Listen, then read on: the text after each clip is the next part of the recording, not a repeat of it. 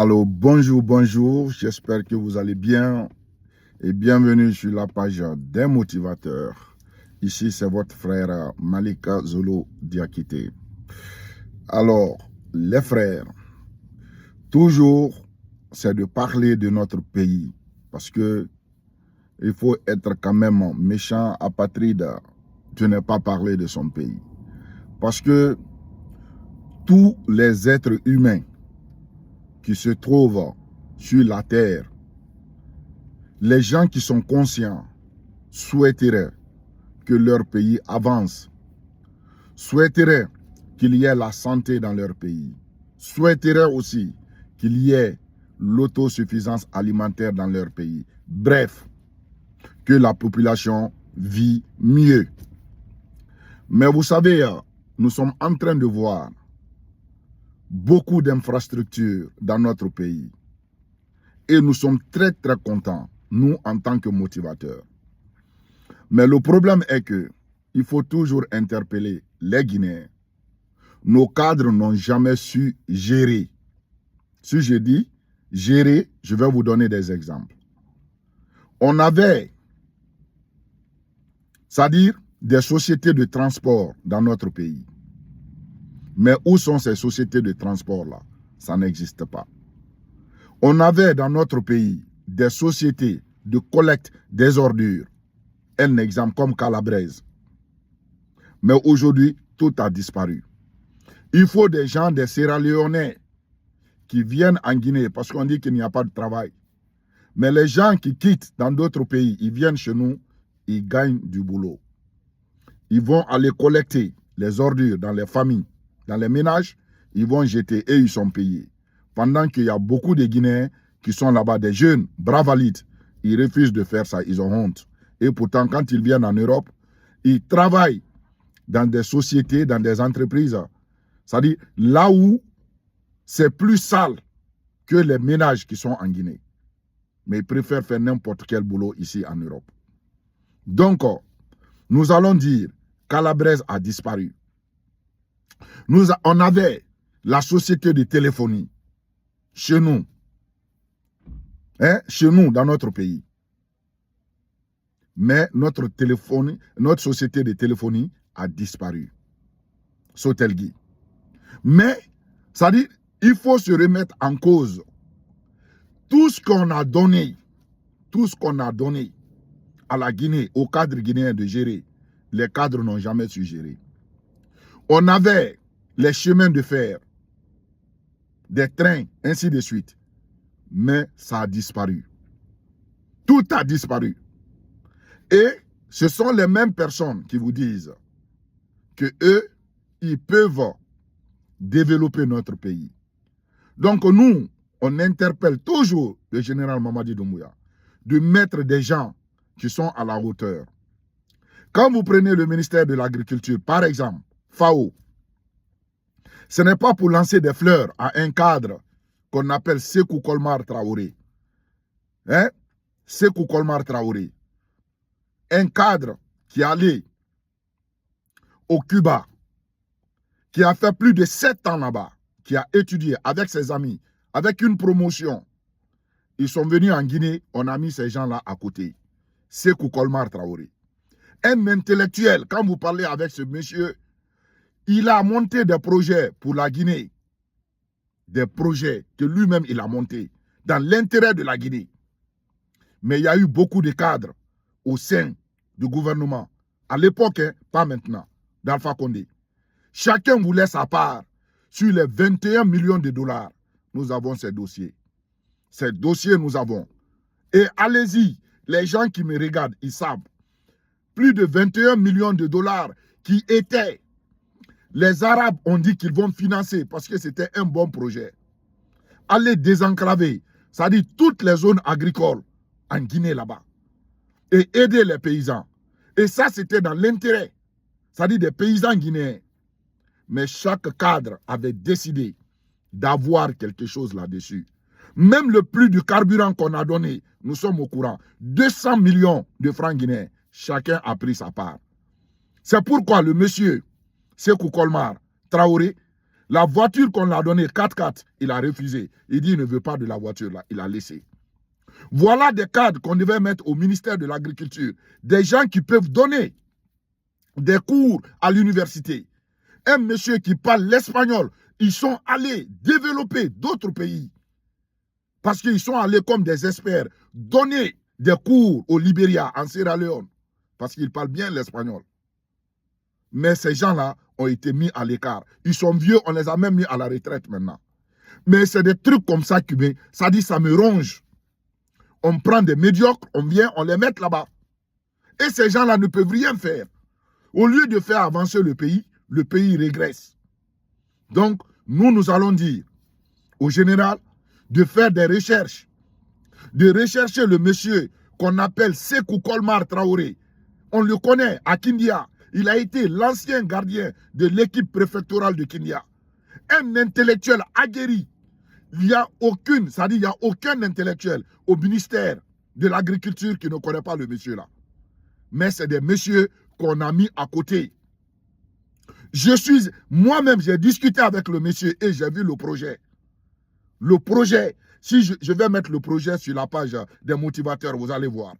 Un projet qui aide la Guinée. Mais les Guinéens ont refusé d'aider eux-mêmes leur pays, les cadres, parce qu'ils avaient besoin des pots de vin. Ils avaient besoin des pots de vin. Je dirais à Jeannot Kumbasa, qui est en Guinée, il va aller filmer le monsieur. Le monsieur va vous expliquer lui-même ce qu'il avait voulu faire pour la Guinée. Le monsieur a eu des avantages pour aller en Côte d'Ivoire, pour aller, disons, au Bénin, aller dans le pays, au Gabon. On allait financer les gens là pour qu'ils restaient là-bas. Parce qu'il y a beaucoup de cadres guinéens qui sont allés, évidemment, en Côte d'Ivoire, au Gabon. Les médecins qui sont allés au Gabon s'installer là-bas. Parce que la Guinée, ça dit, les a refusés. Mais le monsieur, il a refusé. Sékou Kolmar Traoré. Il a refusé. Il a dit qu'il va rester en Guinée pour servir son pays. Mais mes frères, c'est-à-dire, tout ce qu'eux, ils ont appris, aujourd'hui, ils vont aller comme ça. Quand ils vont partir dans la tombe, ils vont aller avec tout. Parce qu'ils n'ont pu rien faire pour l'État, pour la Guinée. Et pourtant, eux, ils avaient voulu travailler pour le pays là. Ils avaient voulu travailler pour le pays. Le pays a financé ces gens. Mais les gens là ont voulu aider. On prend des jeunes qui n'ont pas de l'expérience, on les amène là-bas. Vous comprenez? Donc c'est pour dire que nous connaissons des cadres. Nous connaissons des cadres. Peut-être que les sœurs Ramata Keita connaissent ce monsieur-là, Sékou Kolmar Traoré. Voilà des intellectuels. Voilà des gens qui connaissent le travail. Mais on met les gens là à côté. On met les gens là de côté. On prend des gens qui n'ont pas l'expérience. Des gens qui veulent voler. C'est pourquoi, nous les motivateurs, moi je suis content, je suis dans la dénonciation. Je ne vais jamais, parce que je me suis promis, parce que je ne promets pas d'autres personnes, je me promets moi-même. Parce que ça commence par soi-même. Je me suis dit, si mon combat, c'est de détruire mon pays, si mon combat, c'est de mentir pour faire plaisir aux autres, c'est-à-dire dans mon intérêt, et que mon pays n'avance pas, que Dieu me détruit. C'est clair. Parce que tout ce que moi je dis, ça vient de moi-même. J'analyse, je viens, j'explique. Donc, les frères, il faut que vous sachiez que la Guinée a des intellectuels. Mais ces intellectuels-là sont piétinés. Nous disons au général d'aller faire des enquêtes, de chercher le monsieur qu'on appelle Sékou Kolmar Traoré. Discuter avec lui. Moi, je ne dis pas qu'il faut nommer le monsieur. Non, non, non. Discutez seulement avec le monsieur. C'est tout. S'il est convaincant, vous-même, vous allez savoir. S'il n'est pas convaincant, tirez, c'est-à-dire les conséquences. Moi, je ne dis rien. Mais c'est un monsieur qui avait apporté un projet bien monté. Et le projet-là a été accepté par les bailleurs de fonds. Par les bailleurs de fonds. Les gens là allaient aider la Guinée, les paysans en Guinée, à hauteur de 21 millions de dollars. Mais, ça dit, ce projet-là n'a pas progressé. Ça dit, ça a été un projet mort-né. Parce que, ça dit, les Arabes ont commencé à financer. ils ont débloqué 200 millions de dollars, le prix du carburant. 200 millions de francs guinéens, excusez-moi, pas dollars. 200 millions de francs guinéens, ils ont débloqué pour le prix du carburant. Et ils ont envoyé une voiture. Mais ça n'a pas marché. Parce que chaque cadre voulait sa part. Mais qu'ils sachent que tout ce qu'eux ils cachent, nous savons. C'est pourquoi nous remercions. Les réseaux sociaux sont là pour dénoncer cet art.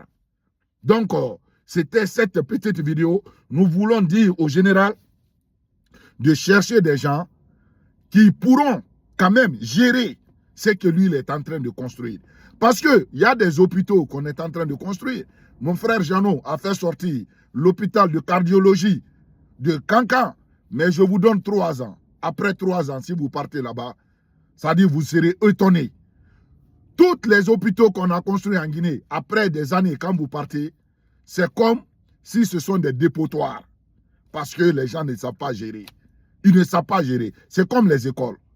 Si on peut gérer les écoles, normalement, on peut créer même de l'emploi. Parce que les écoles ont besoin de tables bancs. Les menuisiers peuvent travailler pour les écoles. Quand les tables bancs se cassent, ici dans les écoles en Europe, c'est ce qui se passe. Quand les tables bancs se cassent, on appelle les menuisiers et ils viennent, ils confectionnent ces tables-là ou ils réparent. C'est comme ça. S'il y a des carreaux dans les, disons, dans les hôpitaux, il y a des trucs qui se gâtent, il y a des gens, ça dit un service technique qui s'occupe de ça. Donc chaque hôpital peut avoir ça, un service technique. Mais chez nous, il n'y a pas. Quand on construit, on dit voilà, flambant neuf, c'est fini. Mais l'entretien, ça dit on ne sait pas entretenir. Et c'est ce que nous, on doit dénoncer. Ça dit ce que les gens minimisent et c'est ce qui est bon dans notre pays. Par exemple, nous avons des routes. Mais ces routes-là, il n'y a pas d'entretien. Comment se fait-il que ça ne va pas se gâter? Donc, les frères, c'était cette petite vidéo que je voulais partager avec vous. Ici, c'est votre frère Malik Zulu Diakité, le motivateur 224. Et nous sommes dans l'esprit CNRD. Et vive le général Mamadi Doumbouya. Et abat la propagande. C'est ce que nous disons. Abat la propagande. Les propagandistes, mettez-vous au travail. C'est tout. Vous avez vu Jeannot Koumbassa, il est là en Guinée. C'est quelqu'un aujourd'hui qui est en train de montrer les réalités de ce qui se passe. Les autres, au lieu de sortir et montrer ce qui se passe dans le pays, eux, ils ne font pas ça. Qu'est-ce qu'ils font? C'est juste chercher à bouffer. C'est tout, chercher à bouffer sur le dos du général. Donc, le général aujourd'hui, il faut être dans son esprit. Merci à vous, partagez massivement et c'est vous qui nous galvanisez parce que nous voyons nos vidéos partout. Les gens découpent, ils mettent partout, c'est grâce à vous. Merci. D'accord? Ok, ciao.